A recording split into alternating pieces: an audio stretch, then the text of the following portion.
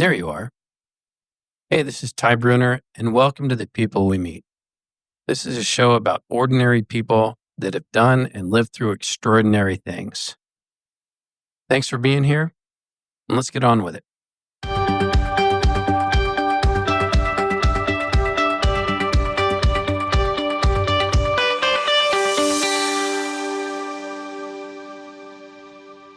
Hello, and welcome to another episode of The People We Meet.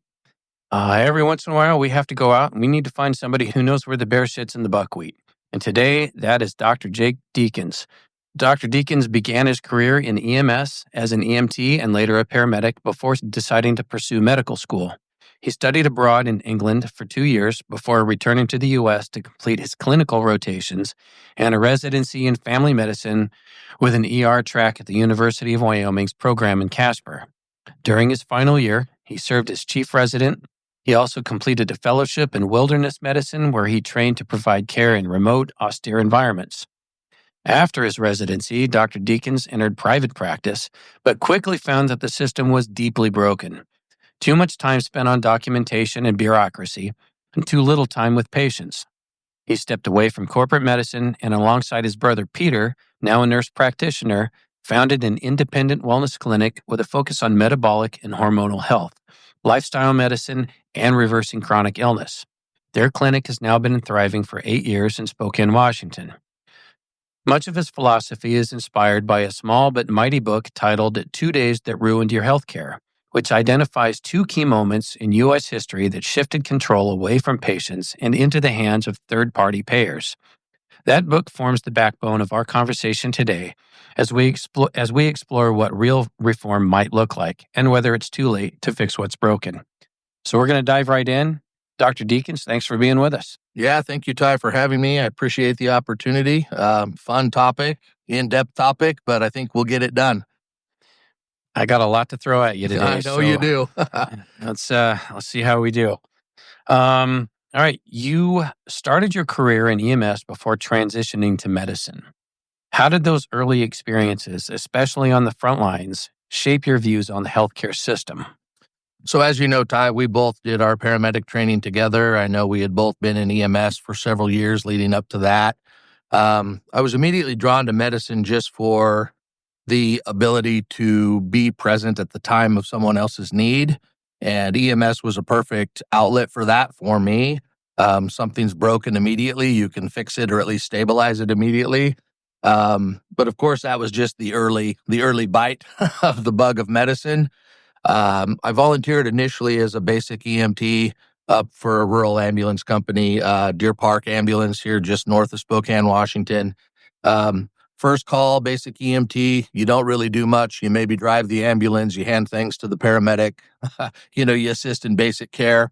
But our first call was a cardiac arrest, like full-blown cardiac arrest.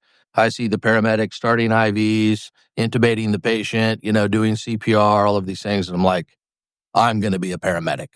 So early on, I had that desire to progress my knowledge and my training so that I could do more and be better. And that kind of led me to where I'm at today.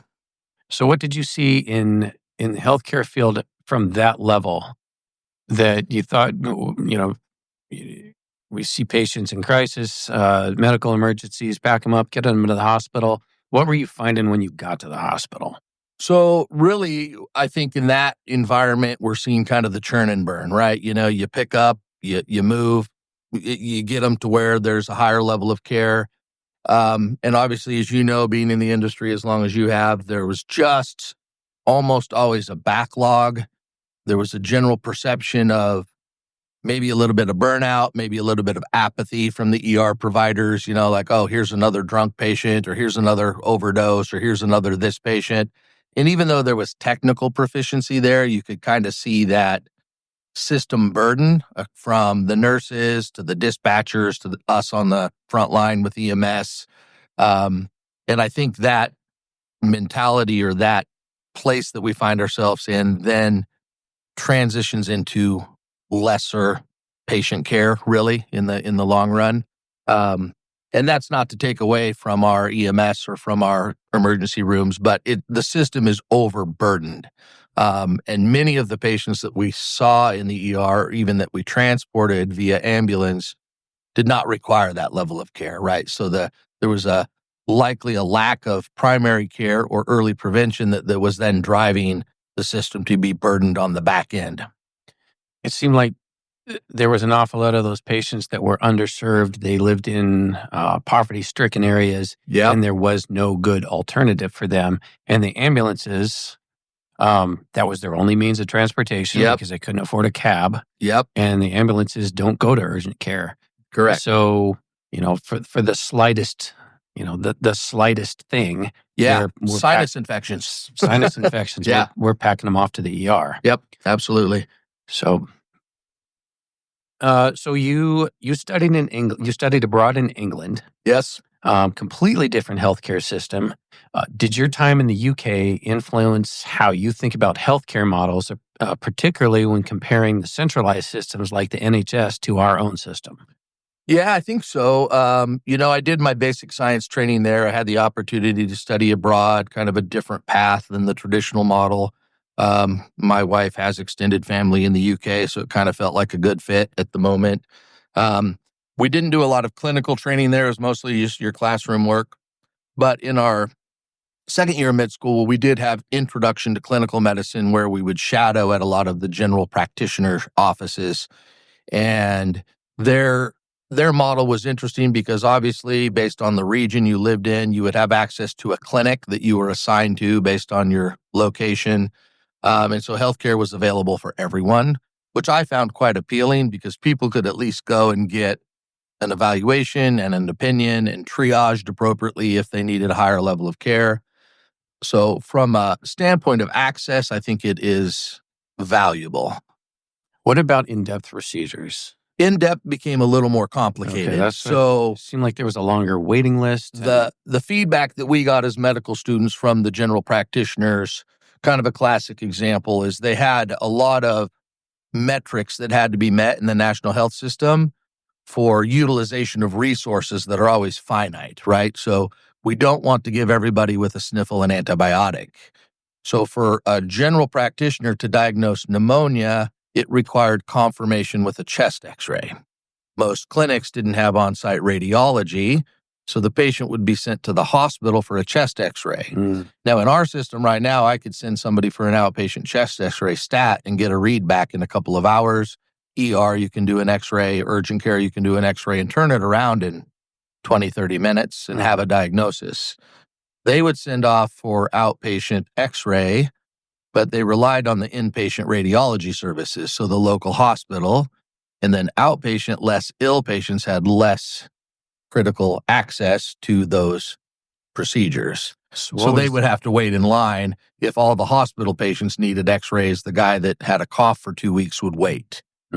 Also, if the practitioner listened to the lungs and could auscultate, abnormal breath sounds, clinical symptoms consistent with pneumonia, if they wrote an antibiotic and then ultimately received the chest x-ray back and it was deemed to be viral or not pneumonia, or, maybe just a simple lung infection that did not require antibiotics, they were potentially dinged for that, right? Because that's a non-effectual use of antibiotics at that point. So often, at least what they were telling us at that time, is they sometimes wouldn't get a read back on that chest x-ray for several weeks, if not longer, right? So your average turnaround time was 20 to 30 minutes. Correct, And then we're talking possibly weeks over. Okay. So these doctors were like, hey, I know it's pneumonia. I'm trained. I can listen to lung sounds. I can listen to the patient's history. They've got a fever. They got a productive cough. They sound junky.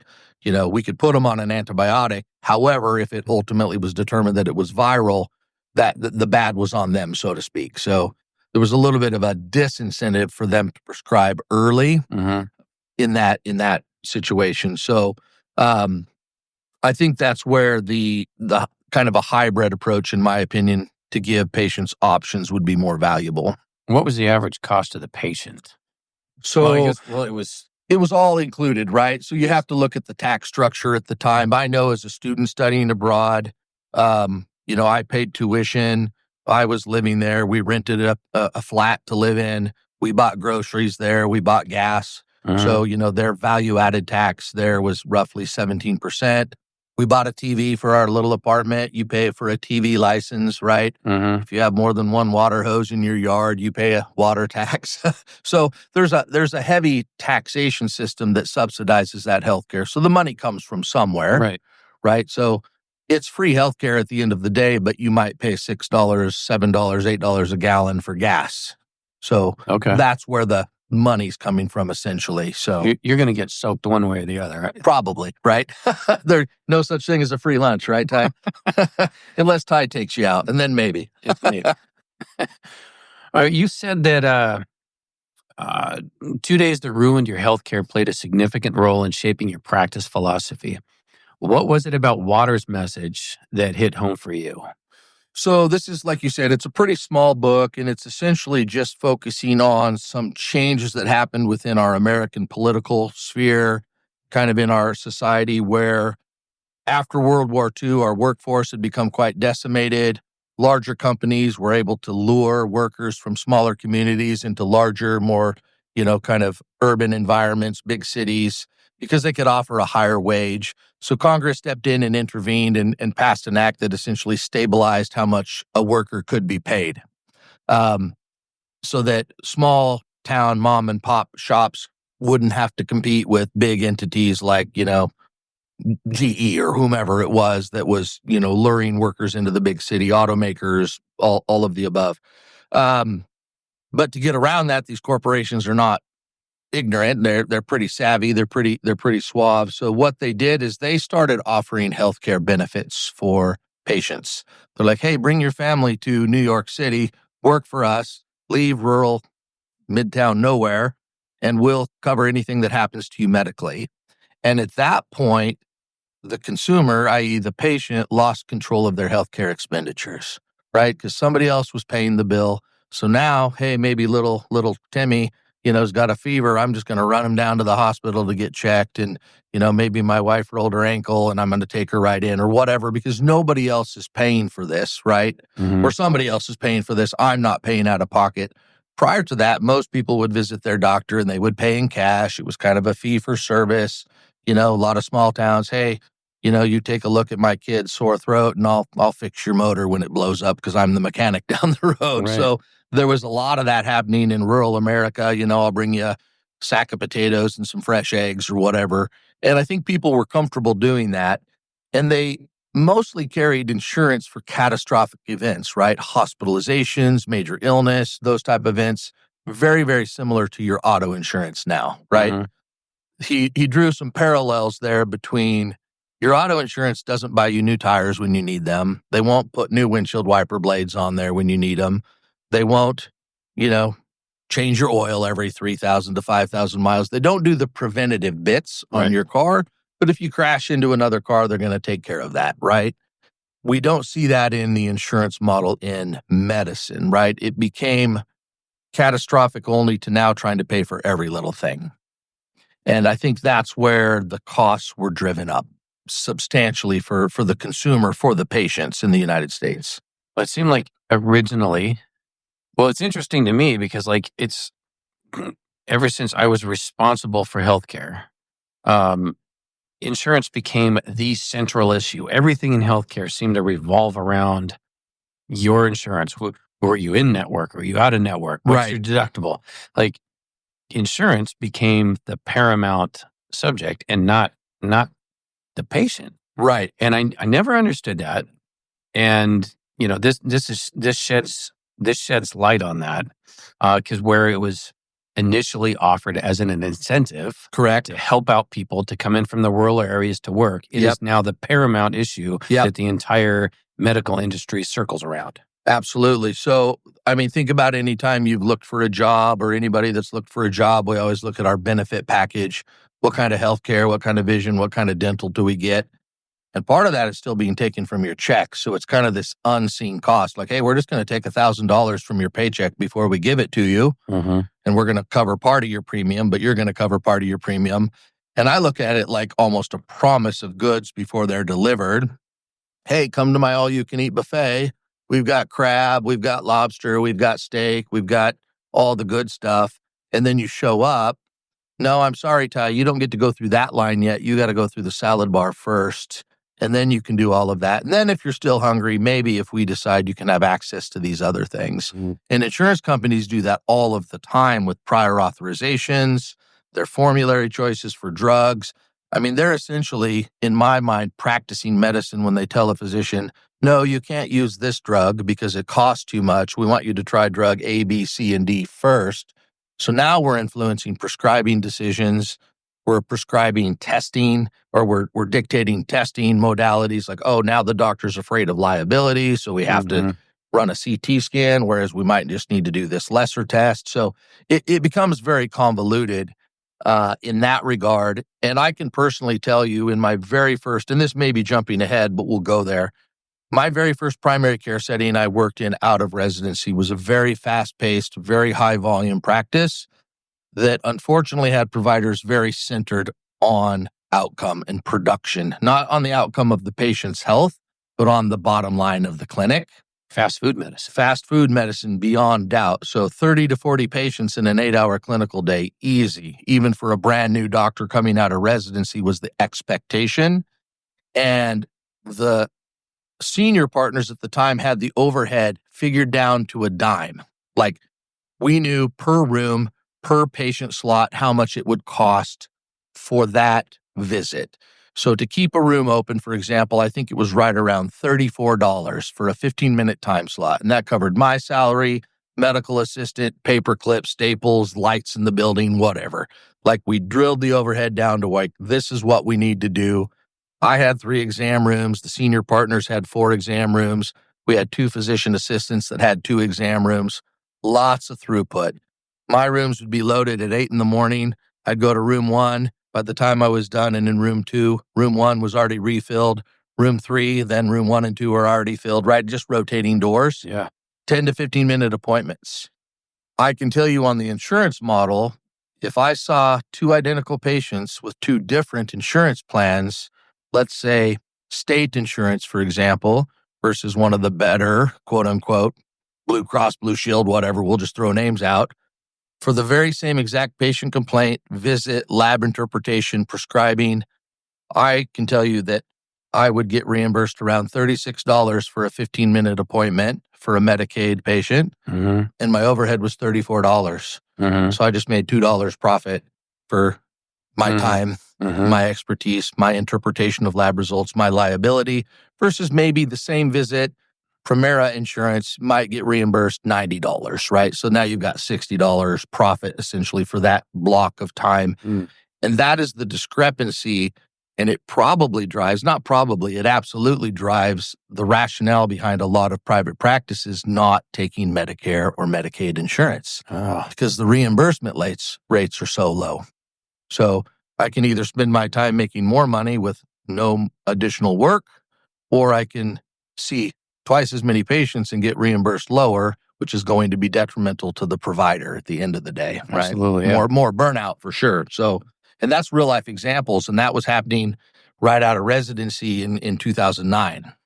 Well, I think you kind of answered the next question now, because Waters' focus is on the 1942 wage controls and the 1965 Medicare introduction as pivotal shifts that removed patients from cost-value equation. So do you see this playing out in your day-to-day interactions with patients now? Yeah, absolutely. Now, because I've opted out of third-party payers, we have a private pay clinic. I don't have to deal with that on a day-to-day basis because patients that come to see me opt to spend their money to see me. And so they know the cost of things. But I'll give you a couple of examples. We run a very extensive lab panel on our patients above and beyond what most people would get at their yearly physicals. So they're more in-depth metabolic markers, cholesterol panels, hormone levels. The panel that I run out of the gate on most patients, if you had zero insurance, you would pay around $2,200 out of pocket to the lab provider to run that panel for you. That's a lot of money, and that is actually a cost barrier, in my opinion, for patients to seek my kind of help. $2,200, and bear in mind, I often test every 3 to 6 months in these patients, so that adds up annually quite a bit. Yeah. Now, There is no insurance company on this planet that will pay the full amount that they are billed. So let's say that patient goes and submits that same lab panel to their insurance carrier. The insurance carrier will turn around to the lab vendor and say, no, I'm sorry, that's not our usual and customary rate. We'll go ahead and pay you $1,000 and the rest will be on the patient. And then the lab, to appear to you as the benefactor, will say, well, hey, Ty, we're not going to charge you the additional $1,200, but your portion is at least going to be $400, right? So now that your insurance has paid $1,000, you've paid $400, the lab has collected $1,400 on this panel that I know is priced right around $2,200. So you would think, oh man, the lab's out a little bit, maybe they'll write it off. Now, I can directly tell you that I have what's called client-based billing for my patients. I provide enough revenue and enough patients that I send to get blood work done that one of our local labs I directly contract with. And if a patient has no insurance, that lab panel, if they pay me and then I pay the lab, is around $500. $2,000, $2,200 versus $500, that's a huge difference, right? And I can guarantee you LabCorp doesn't give me free labs for my patients. Yeah. They still have a markup there, right? But they don't have to go through all of the hoops and all the middlemen and the billing and the coding. They send me a bill for all of my patients at the end of every month, and I reconcile with them at the end of every month. So they get paid directly. And it's whatever they bill me and whatever we've agreed on, great. And then the patient knows the cost up front, and it provides access to care. So that's number one. Number two, I had a patient probably 4 or 5 years ago. He's still my patient, developed some chest pain, kind of in his mid-60s at the time. Telephone call to my clinic. Hey, I'm having chest pain. Well, you got to go to the ER, right? If you can't get there safely, you got to call EMS. He ended up calling EMS, was transported to local hospital, had a slight elevation in one of his cardiac markers, his troponin, so they admit him for observation. Now, in medicine, in the hospital setting, we can admit anybody in the hospital for observation for up to about 24 hours before we have to formally admit them based on insurance guidelines, right? Can't keep somebody for 3 days just waiting for them to have something. Right. So they actually have, at least when I was in residency and still working in hospital settings, chart utilization teams, nurses and things that go around. And if you know me, Dr. Deakins, I admit a patient for observation for chest pain.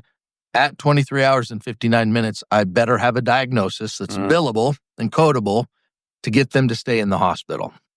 Okay. If not, see you later. Well, right? then you kind of start running into logistical issues too, because You do. for extended periods of observation, you simply just start running out of beds too. You do. Right. So that's why they want them out of there, because they're not making the hospital any money under observation. Right. So we got to be able to charge them for something. Plus the waiting room's getting piled up. And the waiting room's getting piled up. So this patient went in and he was discharged after about 14 hours. He was consulted by cardiology. He had several EKGs. He had 3 sets of cardiac labs drawn. He was on the cardiac floor with telemetry being monitored to make sure he didn't have any arrhythmias. And then he was discharged after everything was found to be minor. He didn't need stenting. He did not need intervention. Follow up with the cardiologist, yada, yada. Okay. Well, he calls me about a week later and he's like, in a panic. Oh my gosh, I just got the bill from the hospital. North of $30,000. This guy's self-pay. He pays cash for everything. He works in investments, silver trader, all of the things.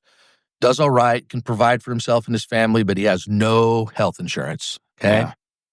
So I kind of talked him down a little bit and I'm like, look, this is what you're going to do. You're going to call the number on that invoice and you're going to say, I only want to pay what is fair. I want to pay what the average reimbursement would be on this type of service, from your lowest payer to your highest payer. And that's only what I'm going to pay.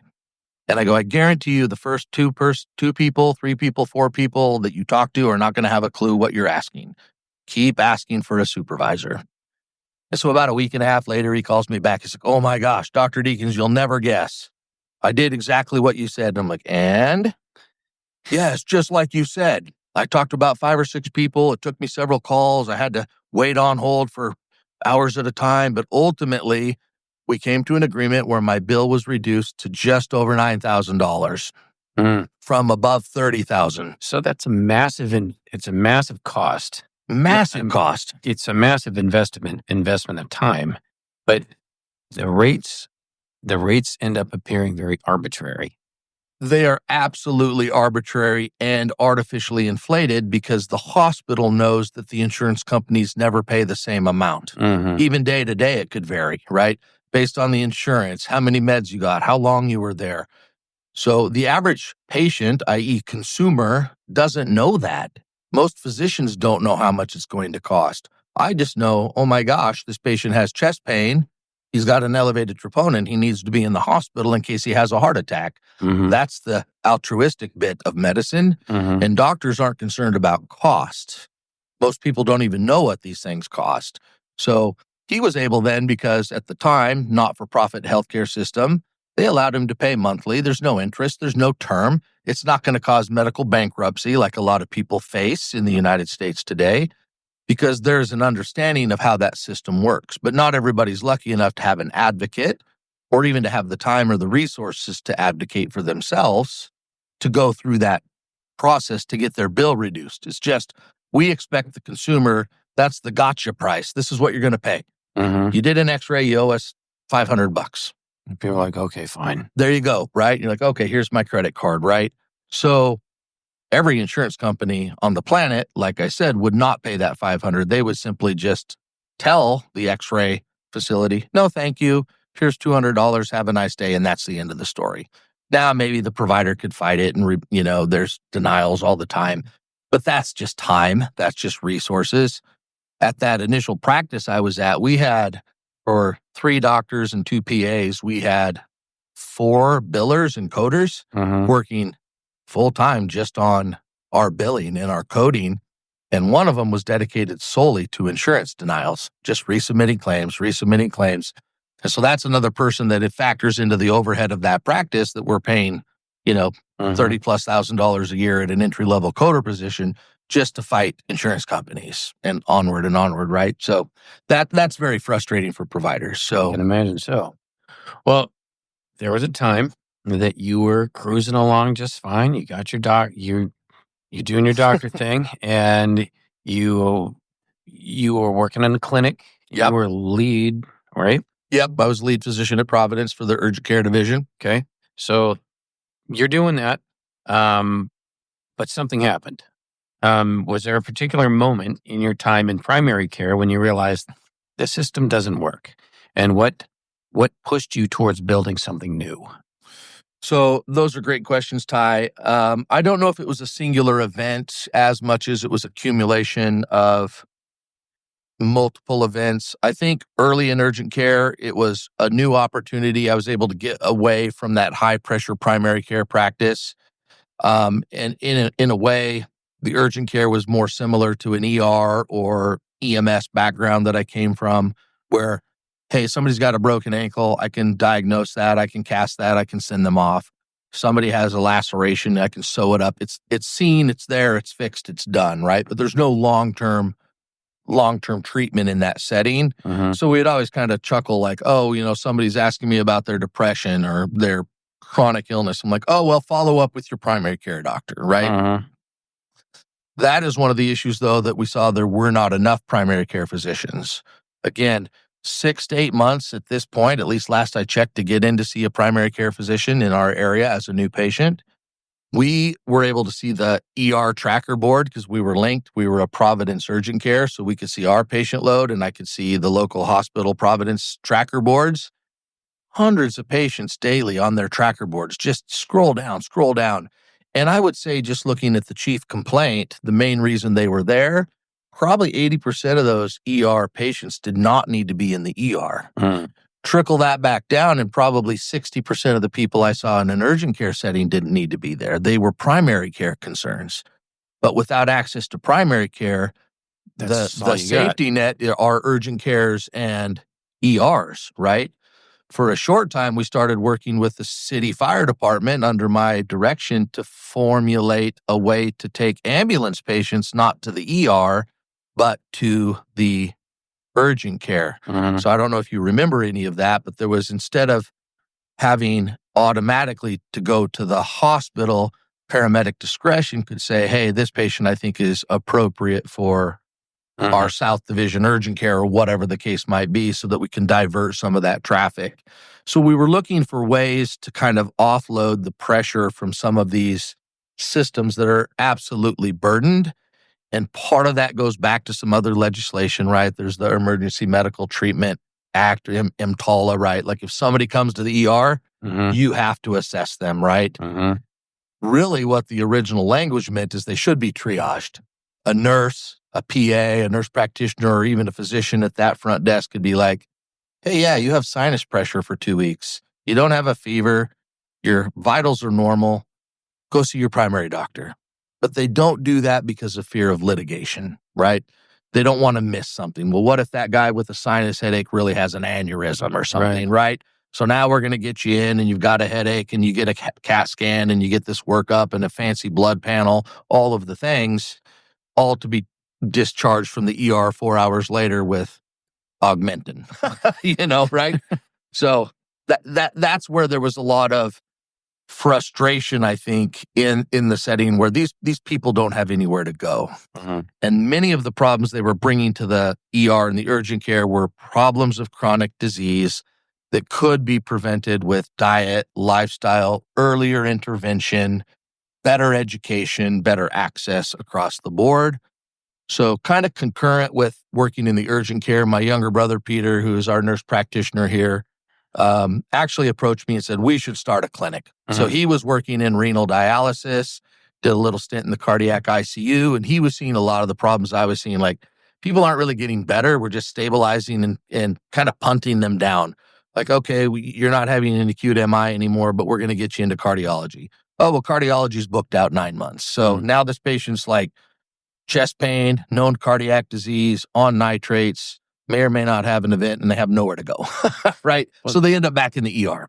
Well, and that level of emergence, it transfers all the way down, like high level of emergence for non-emergent patients. Right. It's not, it's in the ER and it's also out on the street. Oh, I mean, absolutely. how many burned out paramedics do you go to that, All of them. right? It's not emergency medical anymore. It's Right. everything medical. Yep. And, I saw it all the time. You work at a busy station, you got guys rolling out 20, 25 times Yep. on bullshit. Yep. But Absolutely. everybody's going to the ER. Yep. We literally rolled up on scene sometimes with patients that were what we called frequent flyers, and that may be a little callous, but you use humor to deal with stress, and it's what we do in this industry. But they would literally have their bags packed because they knew they were going to be admitted inpatient for a psychiatric illness or sent out to the state hospital for psychiatric care, and they just knew that we were their ride. Yep. And I remember many times being the last unit available, taking a non-critical patient to the emergency room and then having a cardiac arrest go out several blocks away, where I'm like, I'm the only advanced life support unit within 10 miles of this event. Yep. And now that patient is potentially going to die because we're moving patients from A to B simply as a taxi. Yep. Very, very frustrating. Yeah. I can quite empathize. Yep. Well, after leaving corporate medicine, you and your brother created the clinic rooted in metabolic, hormonal, and lifestyle-based care. Yep. How does this model reconnect the patient to their own healthcare decisions, and which was something that Waters emphasized? Yep. So I believe that the foundation of good health is education, first and foremost. People need to know what they're doing. And I've now been in medicine in one form or another since, the mid-90s and EMS all the way to current. And what I found is that many patients carry a diagnosis and they're on prescribed drugs and they're doing follow-ups and they have no idea what's even driving their illness. A very classic example is a diabetic that we measure with a 3-month average blood sugar test called a hemoglobin A1C. Okay. And it's basically sugar attached to red blood cells that we can measure, get a percentage, and know what their sugars were over the last 3 months. Most diabetic patients I encountered had no idea what that value even represented. They just thought it was a random score that a doctor gave them that, hey, we're shooting for this level, right? If you're below 7, we're good. If you're above 7, you're not good. Kind of this arbitrary line in the sand. But when I sit down now with my patients and I'm like, look, when you have excess blood glucose, when you have too much sugar in your bloodstream, it literally attaches to your oxygen-carrying cells. It attaches to your red blood cells. This is like a little candy-coated red blood cell now. It's glycolated. It's coated in sugar. This is detrimental to your nerves, to your eyes, to your That's why you kidneys, see to people everything. losing feet and limbs. Absolutely, And yeah. So when they can visualize, and I use kind of a lot of analogies in my practice. I'm like, this is like a little M&M candy. The red blood cell is the chocolate on the inside, and it literally has a candy coating. It's coated in sugar. And that is detrimental in all these ways. And when they visualize that, they're like, oh. So when a patient comes to see me, they pay up front. I'm not billing insurance. They're paying a cash price for my expertise, for my time, my knowledge, up front for my consultation. We send them out with blood work. They know how much that blood work is going to cost. They can run it through insurance if they have it. That's fine. I can still play the insurance game. I can put all their codes in and they can run it that way. But if for some reason it won't be covered, we can revert back to getting it at a lower price. And then patients, basically, it's a concierge model. They pay monthly for access to my clinic. I answer my emails within 24 hours personally. We pick up our own phone calls. They have access to see my nurse practitioner. They can talk directly with a text line to our medical assistant. So they have access to information. And when people are vested in their healthcare, and they actually get a real person that answers the phone. Yes. Yeah. How long is the line? I want to. But when people are vested and they know what it is we're looking for and what it means, they want to make changes. And I actually want people that want to make changes. If you come to me and you're like, I'm diabetic and I just want another drug, I'm not interested. You need to make lifestyle changes. We need to look at your diet. We need to look at your GI health. We need to look at your exercise, all of these things to see what's happening. And the blood work is just a roadmap for me. So the classic example on this that is drastically missing is we're trained in our current system to look for diagnoses. So if I look at a piece of blood work on paper and nothing is marked abnormal, so there's not a flag, high or low, I'm not even likely going to look at that. I'm just looking for the abnormals, right, in kind of the traditional approach. That then may be too late when something becomes abnormal to make an effective intervention. The best example of this I can think is we check blood sugars routinely. Every basic blood panel has a glucose on it. And the fasting range is anywhere between 70 and 99. And if it's in that range, most doctors are going to move on. I want to know why that blood sugar is normal.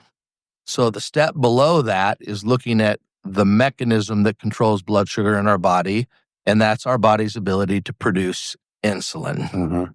So a fasting insulin level, I kid you not, it's a $30 blood test if you pay out of pocket. It's cheap. Any lab in the world can run an insulin level. It's not a special test.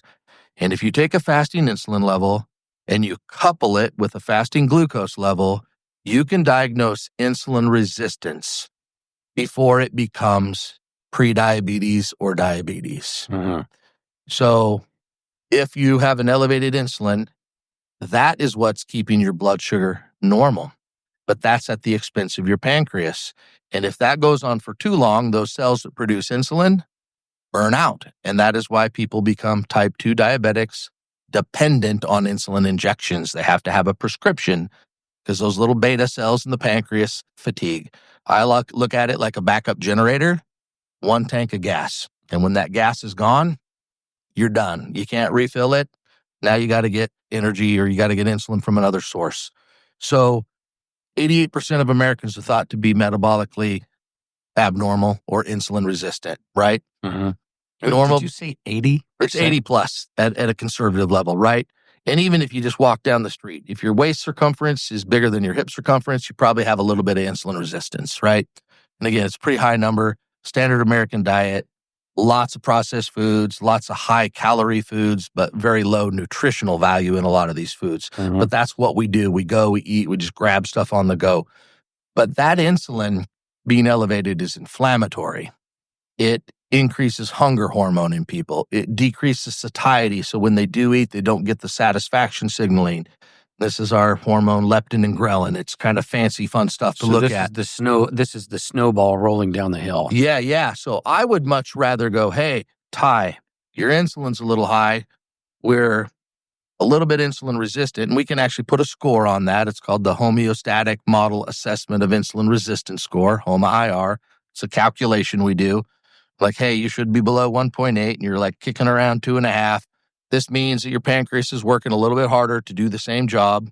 It'd be like me telling you when you were a firefighter, hey, I want you to work twice as many shifts this month, but I'm only going to pay you for the normal amount, right? There's no overtime, right? Work 80 hours. We got a union problem now. Well, right. But this is what people are asking their pancreas to do. Mm-hmm. It's working hard in the background, unbeknownst to them, because high insulin may not give you any symptoms, at least nothing that's obvious. But metabolically, it's causing trouble. Mm-hmm. And then, quote unquote, all of the sudden, a year later, you're back at your primary doctor and like, oh, I'm sorry, Ty, it looks like you're diabetic now. Your blood sugar's out of control.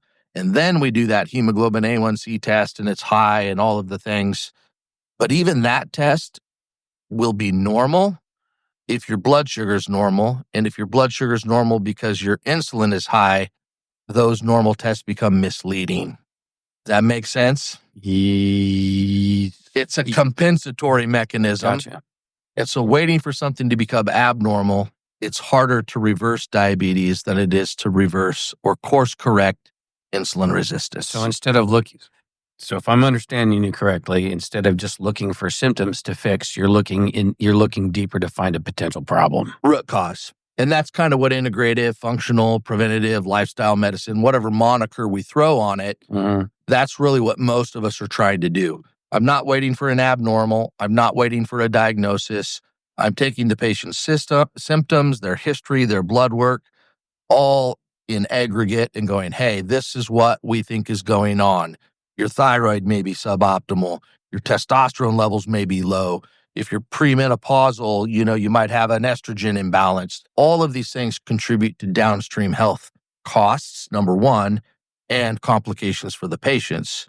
So if we can correct early on, people in the studies show, like women, for example, on hormone replacement therapy, if done correctly, live on average 15 years longer. Mm-hmm. And this is a bit contrary to the common wisdom of like, oh, well, estrogens are dangerous and blood clots and cancers and all of these things.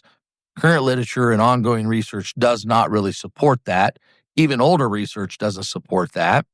So we have to look at each patient as an individual, and they become part of that process, essentially. Well, so how do most clinics treat illnesses? Your clinic focuses on reversing chronic disease. How do patients respond when they realize that they're expected to participate in their own healing process rather than just receive a prescription? Are they on board with that? Like, hey, because we're a society now. It's like there's an app for that. You get sick? Oh shit! There's a pill for that. I don't have to do shit. Yeah. So there is a portion of it's probably a mixed bag. So some patients are like, nope, this isn't a good fit for me. I want the quick fix. I want a pill. My blood pressure's a little high. Just put me on a medication. Uh-huh. In my opinion, that's a bit of a stopgap, and that's not the type of patient that I really want to work with. Now, because I'm not really beholden to a corporation or an entity or a third-party payer, I also don't pull any punches with my patients. Uh-huh. I don't really care if they like me or not at the end of the day. Most of them do, and you can fact check me on that. I've got great Google reviews, to my own horn. But when you form a relationship, I can call bullshit, right? I can call a spade a spade. I can be like, look, no, Ty, you're not being upfront with me. Your weight's not where it needs to be. Your diet's not where it needs to be. We got to correct this. If you just exercise a little bit and lose 15 pounds, you're not going to need that blood pressure medication. You're not going to need that cholesterol medication. My greatest joy in life now is to get people less dependent on pharmaceutical interventions because we overprescribe in this country. There's a pill for every this, a pill for every that. And then when you're on 2 pills, you need a 3rd pill for the symptom from the first pill. Maybe you're a little nauseous, so now we'll prescribe an anti-nausea medication, and this maybe makes you pee a little bit more, so we'll give you a drug to prevent that. It's just a snowball effect. And polypharmacy, these multiple drugs contribute to worse health outcomes for sure. I mean, how many times you're on scene picking up the patient's prescription or their med list, and you got a 24. You got a quart Ziploc bag full of like 80 bottles, and you're like, oh my gosh, what's this patient even on? And I've asked, it's like, how can we have 4 different medications for the same thing, right? And often prescribers, more often than not, don't know what other specialists are prescribing. So now we get therapeutic duplication, we get potential adverse interactions, we get overdoses, all of the things. So my system is very, very straightforward. My patients know what I'm doing. They know what I expect of them. We have a health coach that works with our patient to work with their supplements, their medications. That way, there's a little bit more accountability from patients. And again, it comes back to patients wanting to invest in their healthcare. Because living a long time with chronic illness is relatively easy. I mean, I can put you in a nursing home from the age of 60 and keep you alive probably till 90. But there's no quality of life for most of those patients. So lifespan, in my opinion, is not as important as health span. Quality of life, quality years, less chronic illness, all of these things are possible through earlier intervention, more in-depth evaluation, de-escalation of pharmaceuticals, less unnecessary testing. I mean, if you just look at the side effects or doctor-caused illness in the United States, it's actually pretty staggering, right? Because we sometimes don't do things right. So, I mean, that's a topic for another day. But that's really the shift for me, is empowering patients to take their own healthcare and make those choices. And honestly, when people start down that pathway and they feel better right away, it's a game changer. I mean, I had 2 patients in here, a couple just yesterday, and they're like, we're so grateful. We came to you. We were zombies. Those are their words. We did not feel well. We had no energy. We had no interest. We're relatively young, like early 50s. And they're like, now we feel amazing. We're traveling. We feel good. We have energy. Our weight's stabilized. We're off these drugs. Just those are the things that most physicians love to hear. And now I'm lucky enough to hear it more often than not. Those success stories in kind of the standard model, few and far in between, I think. Yeah, what is it what's the saying? Healthy people have 100 dreams and unhealthy people only have 1. I haven't heard that. And that's to be healthy? Yeah, That's their dream? Yeah. I have not heard that, but that's a good saying, Ty. So the feedback I get from my patients motivates me, because quite honestly, even in the urgent care and, doing side work in the ER, I worked in some critical access hospitals outside of town. It's a burden that I don't think a lot of people outside of this industry understand, to see chronically ill people not having access to the resources they need, not having referral pathways, not having definitive care. And people just get tossed around chronically, like, oh, I'll refer you here. Oh, we don't take your insurance. You got to go see this guy. Oh, we're not accepting new patients. And these people are left hopeless many times, just kind of in this void of, I have nowhere to go. And so again, back to our original topic, they end up back where? Calling 911, in the urgent cares, in the ERs, and the cycle continues. And just trying to get patched up to get through the day. Yep. Well, so that's a nice segue into my next question. Do you believe it's possible to scale a patient-empowered model like yours within the current healthcare infrastructure, or does the system itself need to be dismantled to make room for innovation? I mean, that's a multi-layered question, and I think I'm optimistic enough to say I think there are areas of this type of medicine that are scalable. I mean, we've done it in our practice. Peter and I literally opened our doors 8 years ago, and we had 0 patients, none. We're just like a wing and a prayer, like, hey, let's open our doors. Let's see what we can do. We didn't even really advertise. We just kind of were like, hey, started seeing a few people. I guess we advertised a little bit initially for a couple of services, but not to any significant degree. But from there on out, we just found that people were getting better. And, the happy customer tells their friend and their friend and their friend, right? And we tried to keep replicating that process. And so we've grown now to where Peter at the time was a nurse, and now he advanced his training to nurse practitioner. So now, based off of the protocols that we've developed, he's seeing patients and replicating what I've been able to do as a physician. I've got another nurse practitioner that saw me initially as a patient, and she became very intrigued with this. She typically works in the ER. She's like, that system is broken. I want to do what you're doing. How do I do it? I pointed her in the direction of some training. She's now thinking like, hey, maybe I want to open up a clinic, but I'm not comfortable enough to do it on my own. I'm like, well, we can build protocols. We can put this in place. I can function in the capacity as your medical director, but you can see patients remotely because she's out of town a little bit. So I do believe it's scalable. And I think what I'm seeing in the newer generation of doctors that are coming up is there is a desire for a better work-life balance and not just going to work, punching the clock, seeing 40 patients, and then going home. Mm-hmm. The burnout level amongst physicians is astronomical. It's awful. The insurance companies have a huge impact on making that a reality. They do. So we're a capitalist-based society. Yep. And that is a monumental capitalistic cash cow. Yep, 100%. Do you think, even though that could benefit every member of society and put them more in charge of their healthcare, working with doctors like you, Yep. do you think that the insurance companies would fight that tooth and nail? I think they would, but I think patients are fed up. I hear it every single day. Mhm. Man, I went to my annual exam. My doctor was looking at the computer charting the whole time. Mm-hmm. He didn't even check my heart and lungs. He didn't even do an exam. I was literally in the room for 10 minutes. He handed me a prescription and said, see me in a year. And that's the block. The 10 And minutes that's is it, right? I spend 1 hour nearly at every appointment with every patient every time. Mm-hmm. And if they have fewer questions, maybe it's less, but that hour is booked for them. I see 8 patients a day. That's it. How much? This is kind of off. I just thought of this. It was like, how much do you spend on malpractice insurance? So my malpractice is reasonable as a primary care board certified physician. It's roughly $10,000 a year. Okay. Now I have colleagues that work in obstetrics, for example, and if they do surgical obstetrics with high risk pregnancies, they could pay $80,000 to $100,000 a year in malpractice, and that just scales up the more difficult the profession, essentially. Mm-hmm. So the surgical specialties pay more because that intervention has more risk of poor outcomes.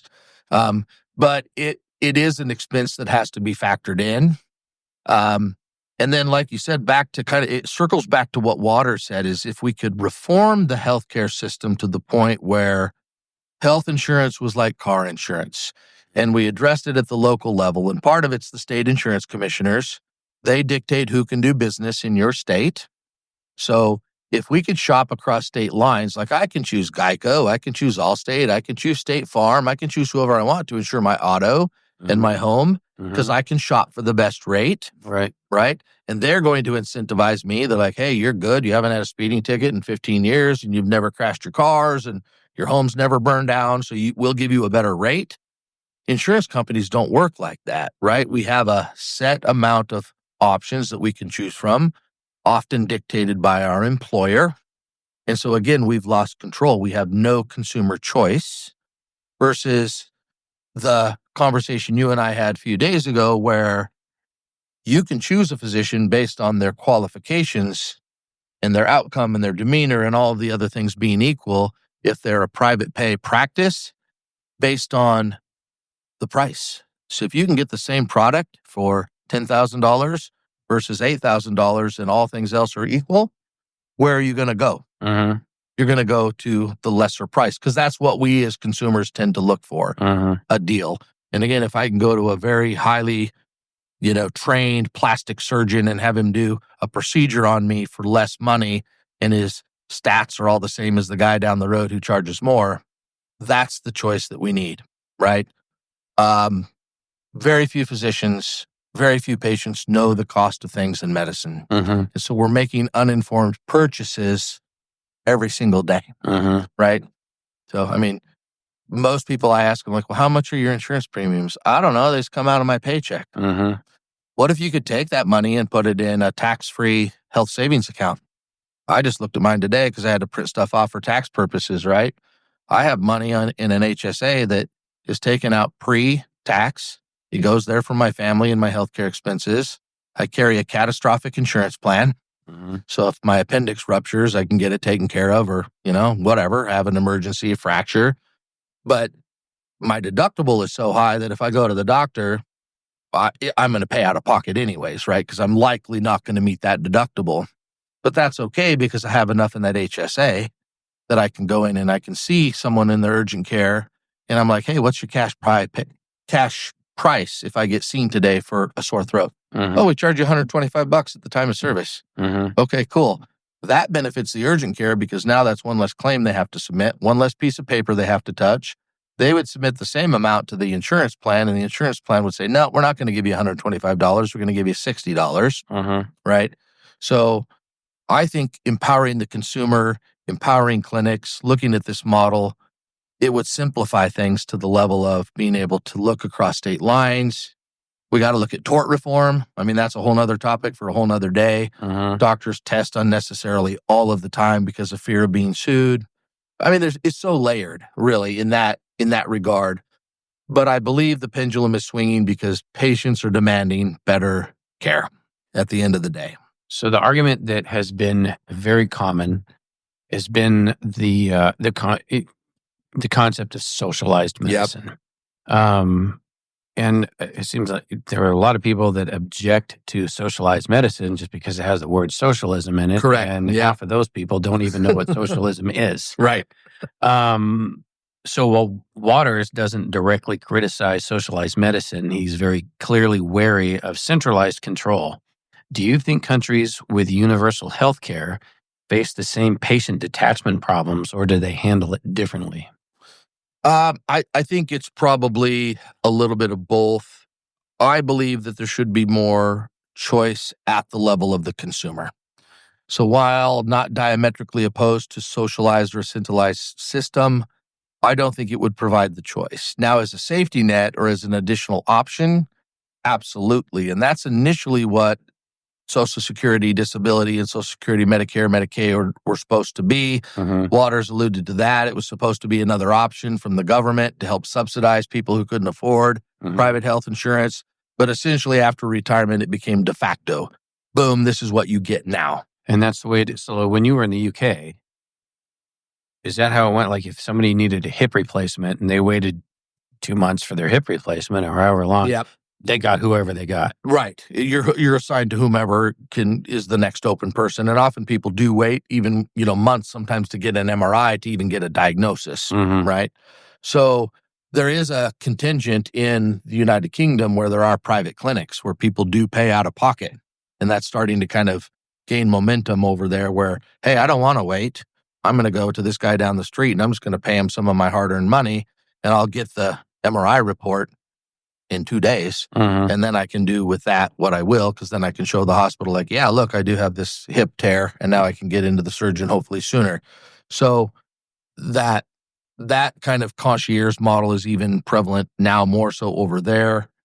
And I think when you have something that's just sitting there for you, kind of this mentality of like, oh, I have free healthcare, there may not be as much personal responsibility to manage your health because that safety net is always there, right? Mhm. So let's just use that analogy. Like I'm going to walk this tightrope across this, between two cliffs over this deep valley, and there's nothing there to catch me if I fall. I'm going to be very, very deliberate about how I make that traverse. But if there's a safety net under me, I really don't care. I'm just going to, whatever. I'll just kind of jump and skip and hop and whatever. And if I fall, something's going to catch me. So to extend that out, I again feel like people need to be vested. But as a third party option, I think people should have a choice to opt into government care if that's the choice they want. But I Mhm. don't think it should be mandatory. I can agree with that. So then give people choice, because at the end of the day, that's what we really want. So and this is coming from the perspective of a professional provider. Yeah. That's not the perspective, obviously of the vast majority of Americans. Why do you think the idea of socialized medicine causes such a visceral response in the U.S., even as other countries report lower costs and better outcomes, even if the wait times are horrendous? I guess. Right. So that's kind of, again, back to our initial conversation that the fact of the matter is, and if you look at the data and the numbers and do the math, Dr. Waters in that book makes the point that we already do socialized medicine. Yeah. We pay more per capita in healthcare than most other developed nations with worse outcomes. Mm-hmm. So there's a disconnect somewhere where we've either stigmatized that word social medicine, where we're actually afraid to do it correctly. Mm-hmm. And now we're just doing it kind of, sort of on the sly, but yes, actually, really. And we're just doing it poorly. So I think it's kind of one of those things where we either have to, fish or cut bait and determine which direction we're going to go, and then give the patient the choice. Like, hey, if I have no other options, I don't have retirement, I don't have employment, I don't have anything, can part of my tax money cover me in that insurance model? And then I can opt in or out of that if I want, but it should not be compulsory, in my opinion. Okay. So in your opinion, is there a middle ground, something uniquely American that could combine universal access with individualized patient-owned care? I think it's back to the HSA, health savings account. That's federal legislation that allows people to use flexible savings accounts or health savings account. We get tax benefit, right? So I can take some of my gross hard-earned money, put it into that account, and that's going to be for my prescriptions. That's going to be for my visual exams. That's going to be for my doctor visits. That's going to be for whatever I choose to use it for in healthcare. But that money accumulates and it's not taxable. It rolls over. It's not use it or lose it. So I can sit on this little nest egg. And ultimately, if I don't have any healthcare costs at the end of my life, I should be then able to roll that over into a 401k or whatever kind of annuity or whatever I want to do with it, because that's my money, right? And now that I have this little pot over here and I've got this little HSA card that's just like a debit card, I'm very deliberate about how I spend my money. Like, oh, okay, I need and how you take care of your body. and how I take care of my body, because, hey, I stay pretty active. I snowboard still with my teenage boys, which puts me at risk, of course, because they push the envelope there. I do a lot of stuff in the wilderness still, but I'm now more aware of what it would cost or what it would do to my livelihood if I fall and break a wrist, right? I know the healthcare outcome of that. I know the cost associated with that. Whereas my boys don't care. I mean, they'll huck it off a big 40-foot jump and be like, oh, this is great. Dad's going to be a little bit more cautious. But when you know where your money's going, you're going to spend it more wisely. Right. So catastrophic coverage needs to be there, because no HSA is going to build up enough money to cover an emergency appendectomy likely. We have to compensate physicians for their training, for their work, for their liability.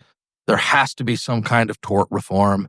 There was a study done written about by an attorney, he himself saying we need to do tort reform in the U.S., otherwise our system's going to perpetually be broken. So we have to set limits on what people can sue for, why they can sue. We do need to hold physicians accountable, 100%, just like any other physician. There has to be some give and take there. And they looked, I think it was in the state of Massachusetts. It was at Brigham and Women's Children's Hospital. And they did this big retrospective analysis, and they went and they interviewed a bunch of different doctors and clinics and things. And they looked at all the patients they had seen, and they looked at all of the testing they had done through the emergency department and in the hospital. And then I don't know who the undergrad was that had to do this data collection, but they did it. They went back and they interviewed these doctors and these providers and these clinics and said, hey, when you saw this type of patient, what made you choose a CAT scan over a simple chest x-ray? What made you choose an MRI over an x-ray? Why did you do a CT angio over a VQ scan, or whatever the situation might be? Because I was afraid of missing something, and if I did, I was afraid of being sued. So this defensive medicine, even in the state of Massachusetts, was costing annually millions of dollars. And if we looked at the percentage of the population of Massachusetts compared to the United States, and then extrapolate out percentage-wise, it would be in the billions of dollars of unnecessary testing every year, simply out of fear of being sued. All sorts of things, because doctors weren't really having the conversations with their patients about what testing needed to be done, what the costs were, what the implications were. And again, I think we've used this example before. ER visit, chest pain, shortness of breath, rapid heart rate. The first thing we think is, oh, this patient has a blood clot, right? A pulmonary embolism. We got to do a CT scan to see if there's a clot in the lung. Otherwise, it could progress to cardiac arrest. But there's another test, a perfusion test, that looks at the oxygen exchange and the perfusion in the lungs. It's called a VQ scan. takes a little longer to do. Patient's going to be there a little longer. It's actually probably better as far as probability of predicting a PE than an actual CT scan, but it's not as quick, but it's significantly cheaper, right? And if I went to that patient and said, hey, I'm Dr. Deakins, you might have a pulmonary embolus, but I don't think so. We can do this test, but you're going to sit in the ER a little bit longer until I get the results. It's a little bit more complicated of a process. Or I can do a CT scan, but it's going to cost you not $500. It's going to cost you $1,500 plus all the extra crap. Which way do you want to go? Let the patient decide.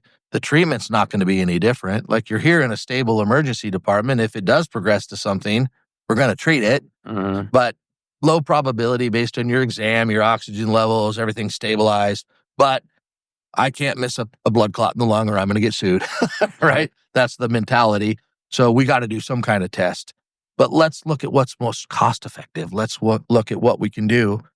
But if it's not being discussed, we're going to do what's quick and we're going to do what's easy, right? And then we move that patient out of the ER when we rule it out. So now I'm not sitting on a patient for 4 hours. I'm getting them out after a 30-minute CT scan where I'm like, hey, you don't have a clot, go home. Opening up a bed. But that's costing the system, that's costing the patient, that's all the downstream costs that are associated with that. So we're not spending our healthcare dollars very efficiently, in my opinion. I still get hung up on the block time. Yeah. You know, like, how in the hell do you effectively treat a patient in 10 minutes? You don't. You don't. And I mean, that's the right answer. Right. And I love the idea that, like, I don't go to the doctor very much. Yeah. But I really dig the idea that if I do go to my doctor, we're actually going to sit down and have a conversation. And I have a whole hour to go over stuff and talk about, okay, all the things that I could be doing better or looking, all of that stuff. Absolutely. But let's just say that we worked it out and we developed a system where every patient had an hour to spend with their doctor. I think we run into problems there too, because we're going to need a whole lot more doctors. We are. Because as a society, we're not very healthy. No.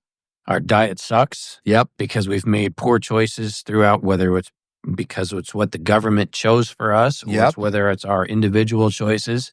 We're spending more time on our phone and less time outside. Anyway, I can go on and on.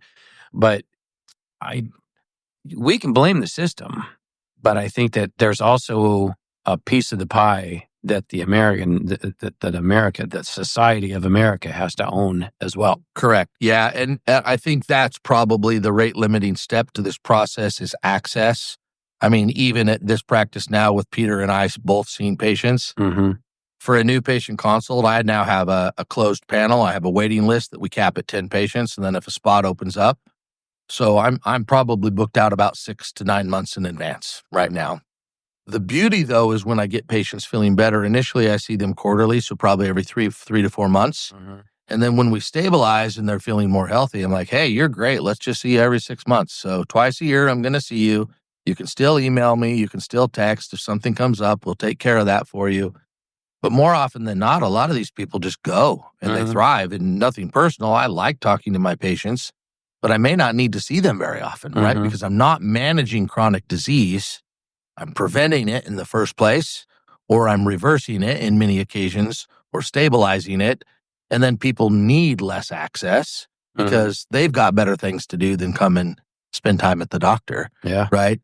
We're in my clinic today. You see I have a little waiting room. Nobody ever sits down in there because I have an hour. I finish up. They check in and I'm like, hey, don't sit down. Next person, come on in. Because I have enough time to do that. Right now, and it may be worse now, but recently I looked at the statistics of documentation per actual patient care. And on average, doctors spend 2 hours of documentation for every 1 hour of direct patient care. Double the amount of patient care is being spent on charting. And a lot of that is superfluous. It's not necessary. It's to meet guidelines. It's cover your ass stuff. It's what, the Affordable Care Act came in and called meaningful use. It required that we use electronic medical record, and then the government has to tell me, the doctor, that I'm using it correctly. I don't really concern myself with that now because I'm not involved in their third-party payer system. So my charts are for my benefit and for the patient's benefit. I can document what I need. I don't have to click 100 boxes saying I talked to you about whether or not this is going on at home or this is going on at home or, whatever, because that stuff comes organically. We know that about our patients already. And I can tell you in my private practice, we had a dedicated IT guy that was constantly looking at our medical record to make sure we were meeting all the check boxes, meaningful use. He'd come in every day. Hey, Dr. Deakins, you didn't check the box on whether or not this patient was a smoker or not, because it's this one click, right? Yeah. Hey, John, read my note. My note says the patient is a non-smoker. Dr. You still got to check the box. They don't read your note. They look for the check boxes that populate their forms on the back end, right? It's just going to spit them out data like Dr. Deakins talked to 80% of his patients about smoking. Check box, right? I didn't do that at my practice. My medical assistant did that. So now my reimbursement rates might be contingent on whether or not my medical assistant checked all the boxes, because those are the questions they're supposed to ask and click the box. So doctors are overwhelmed with charting. I can imagine. Yeah. I do a simple SOAP note. Subjective, boom, this is what patient said. Objective, this is what me, the provider, sees. Assessment, this is what I think's going on. P, plan, this is what I'm going to do. It's a very simple note. It's been used for decades and decades. It's also the crazy notion that doctors are doing their jobs. Right. So, and I have to think that, like, with a model like this, like, the average patient is going to respond better when they haven't been ushered out in just a few minutes, that there's actually somebody in their corner listening to their problems, educating them. It's actually amazing to me. And I still chuckle because often I'll be like 20 minutes into a lab review and we're facing the patient and I'm actually scribbling and making notes on their chart or on their lab sheet as I go through, and I draw little pictures and kind of use a lot of analogies to keep it simple for people, because I don't expect them to have my level of biochemistry, for example, but we're going to explain it to them in these terms that they can understand. And I still, to this day, people are checking their watches. They're looking like, what time is it? And they'll even apologize like, oh, I don't want to go over time. And I'm like, we've got 40 more minutes. Hey, did you get out fishing this week? Because I got guys that like to fish. Hey, how are your grandkids? Hey, how's your wife doing? Like, there's still a little bit of that good old-fashioned, let's have a relationship. And that mental component is huge. Yeah, we'll sometimes BS for, 15, 20 minutes before we even start talking about their clinical blood work. And then patients know you're interested. Yeah. When the patient comes in and I go, hey, how's Mary? And I know the name of their spouse, right? And they're more comfortable asking you their sensitive questions. Oh, for sure. So I think the average patient panel for primary care doctors, at least last time I looked, and don't fact check me because I haven't looked at the numbers, but I think it's around 2,200 patients that most primary care physicians have to carry in that insurance model just to keep revenue coming in, right? And I know at Providence that their primary docs had to see at least 28 patients a day at baseline to meet their kind of production quotas. And then there was incentive to see more always.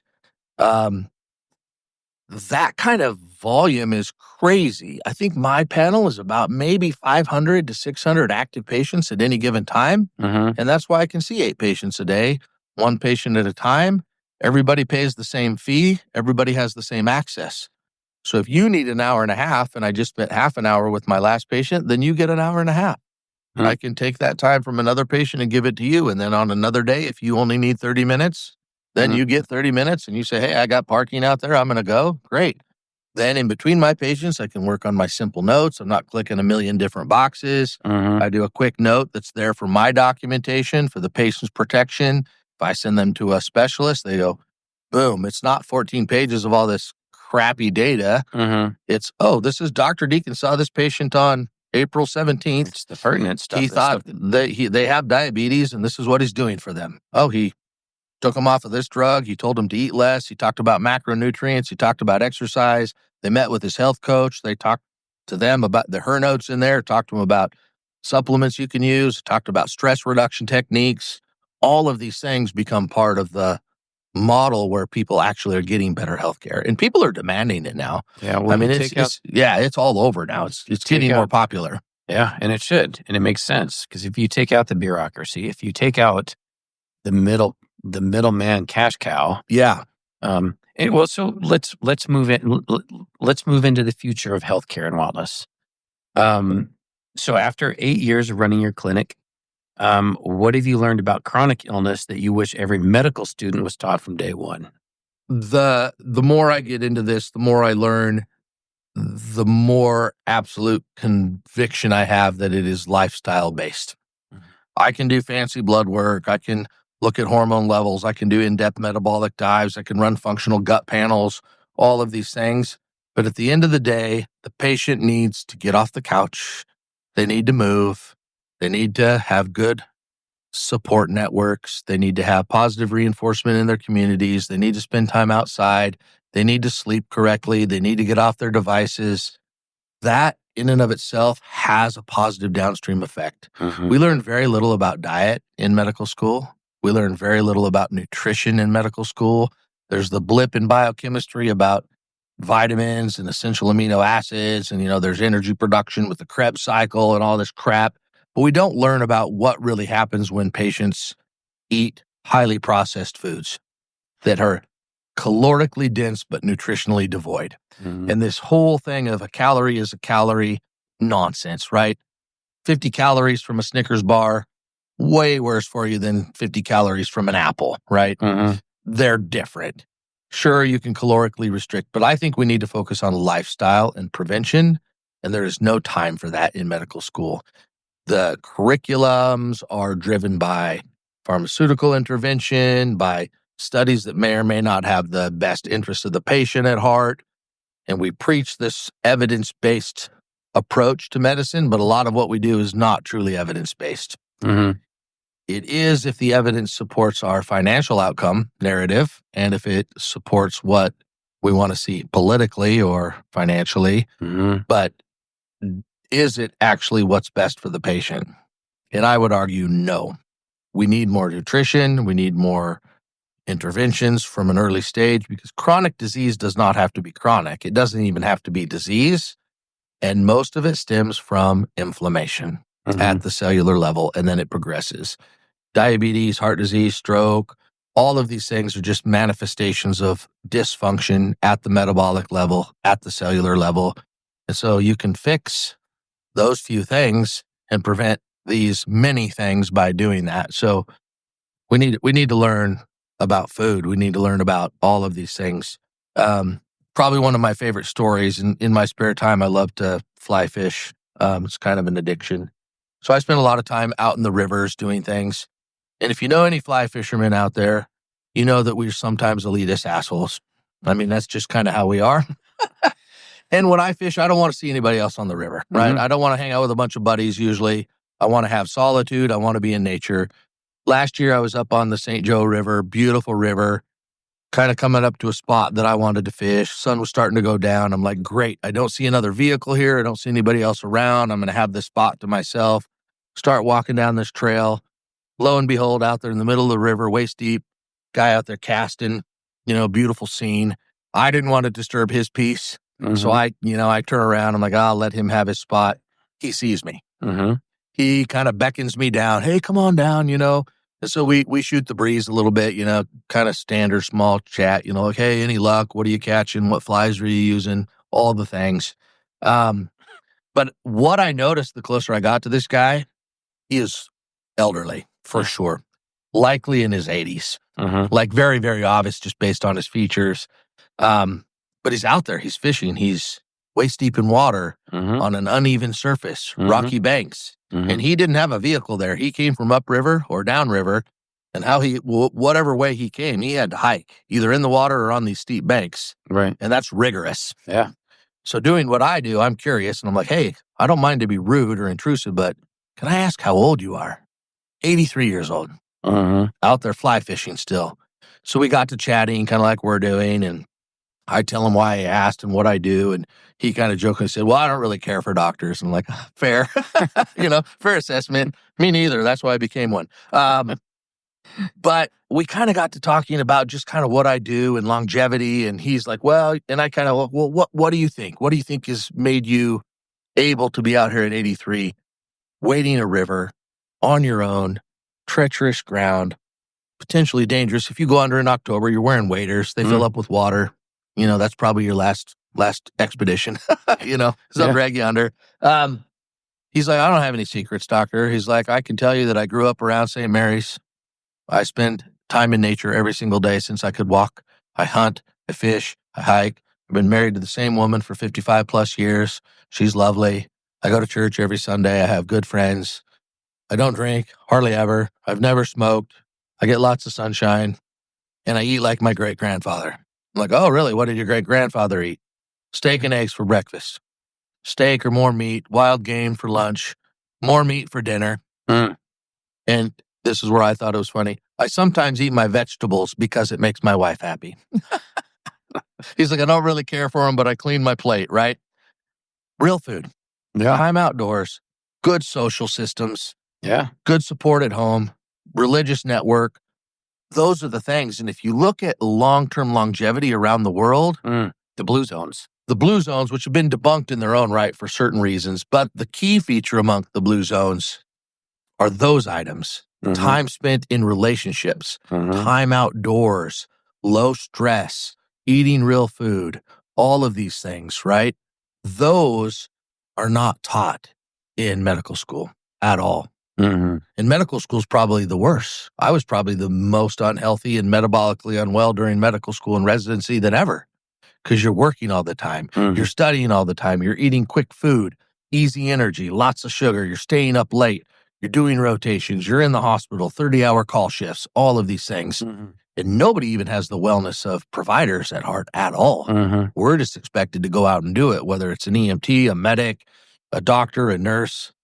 The front lines, wherever you draw the line, we're kind of the cannon fodder in a lot of ways, right? Well, you said that they don't teach a lot of that in medical school. They don't teach that in school. No, not really. Yeah, and it's unfortunate that our kind of governmental guidelines, the food pyramid, they got it so wrong, right? If you break it down to the biochemical level, the ratio of unhealthy fats to healthy fats was off, the omega-3s to the omega-6s. And there was actually commentary by a physician a few years ago, I can't remember who, but he said, it's a good thing Americans don't follow rules very well, because if we followed the food pyramid more closely, our omega-6 to omega-3 ratio would be way worse than it should be, right? And so, of course, they switched that a few years later to my plate. But again, the input, where are guidelines coming from? Where is the evidence? Pharmaceutical industries, big food, big pharma. I don't begrudge those. They're companies that have to make a living, but they don't have your health at interest. You can't tell me that Hostess cares whether or not you're healthy. They care whether or not you buy ding-dongs, right? And they manufacture these things just like, big tobacco did. They're engineered, they're modified so that they taste good. Yeah. And they hit your pleasure receptors, and there's a dopamine response. And it's crazy the amount of research that goes into a ding-dong, right? But that's why they do it. Yeah. We eat calorically dense foods that are nutritionally devoid. We have an obesity epidemic. We have a diabetes epidemic. The healthcare costs of diabetes alone in the U.S., astronomical. Yep. Time lost, hospitalization, medications, amputations, vascular events. I mean, it's all encompassing. And that can be reversed confidently with lifestyle changes if found early enough. So if I can find that high insulin level decades before they become diabetic, I've got a better chance at reversing that chronic disease. And even in my diabetics who are on insulin, I'll often check their insulin levels, and then something called a C-peptide, which looks at their natural insulin production versus what they're injecting. And many of these people that are placed on insulin still have enough of their own to do the job. They've been prematurely placed on insulin, and then it's like a dog chasing its tail. Eat the chocolate cake, but just give yourself 10 units afterwards. Drink the Slurpee, but just give yourself a correction dose. No modifications of lifestyle, no carb avoidance, no processed food avoidance. Just eat what you want and correct it. Yeah, fix the symptom. As drive the blood sugar back down. But the metabolic damage is being done in the background. So early intervention, more education. I mean, I could go on and on, but that's at the root of it, I think. Well, I got one more question for you because so far we've created kind of a bleak picture. Yeah. Not an altogether hopeless one, but what gives you hope? Where are you seeing momentum, either in patient engagement, provider independence, or systemic reform? So what gives me hope, honestly, is the feedback I get from my patients. They are telling their family, they are telling my friends. It's sad to me when I get phone calls and I hear my receptionist say, well, Dr. Deakins can't take any new patients on at the moment Uh-huh. because he's got a wait list. So I feel bad that I can't help everyone, but they're telling more and more people, and they're looking for other providers that are similar to what I do, and it's creating a demand. And our whole entire system, from the economy to our political system down, is essentially choice and supply and demand. And if we can show that there's a superior product out there, which I think we're doing, hopefully it will encourage some of my colleagues that are getting burned out to do something similar. Yes. And I welcome competition. I welcome people because I can never see everybody that I need to see. There are plenty of patients for everyone. I don't have to compete with anyone else. Yeah, it's essentially I'm going to have my unique approach, and Dr. Joe down the road will have his unique approach. So I actually welcome that. and you're all on the same team.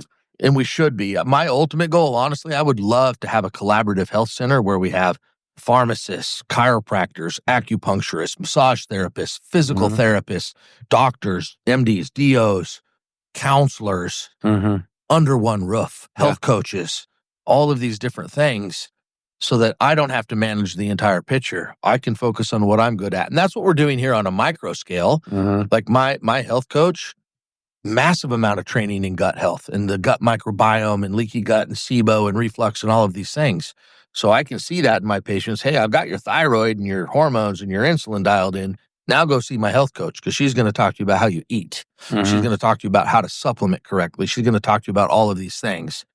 And then that's an extension of what I'm doing. So ultimately that would be the collaboration that I would love to see.